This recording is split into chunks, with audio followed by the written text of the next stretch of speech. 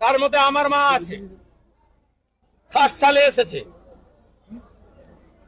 শুধু হিন্দু বলে, আমার মায়ের পিতৃদেব টিচার ছিল মাখনলাল ভট্টাচার্য, বরিশাল। শুভেন্দুর মা বাংলাদেশ থেকে অবৈধ পথে এসেছিল 1960 সালে। সে আবার ক্যালি দেখিয়ে বলে। শুভেন্দু অধিকারীর কি এইটুকু জ্ঞান আছে?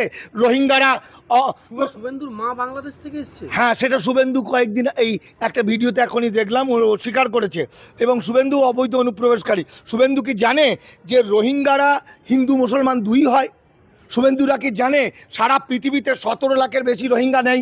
শুভেন্দু কি জানে 12 লক্ষ রোহিঙ্গাকে আশ্রয় দিয়েছে বাংলাদেশ সরকার, এবং 22,000 রোহিঙ্গাকে আশ্রয় দিয়েছিল ভারত সরকার। এবং ভারত সরকার সুপ্রিম কোর্ট বলে দিয়েছে রোহিঙ্গাদেরকে লেখাপড়ার অধিকার, খাদ্যের অধিকার, থাকার অধিকার দিতে। আমার কাছে রোহিঙ্গাদের কার্ড আছে, এবং ওই 22,000কে দিয়ে রোহিঙ্গাদের কার্ড আছে মানে আপনিও রোহিঙ্গা? আমি রোহিঙ্গাদের, রোহিঙ্গা ফোহিঙ্গা আমি বুঝবো না, আমি মানুষ বুঝবো, আমি সারা বিশ্বের মানুষ বুঝবো।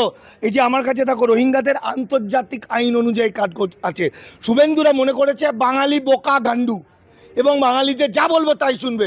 হিসেব অনুযায়ী পশ্চিম ভারতবর্ষে 22,000 রোহিঙ্গা আছে। 22,000-এর মধ্যে কিছু যদি আসাম বাংলাদেশ থেকে আবার চলে আসে ক্যাম্প থেকে, তাহলে জোর হয়তো 22,000 25,000 হবে। সবটা মিথ্যা। আচ্ছা, এই মতুয়ারা যে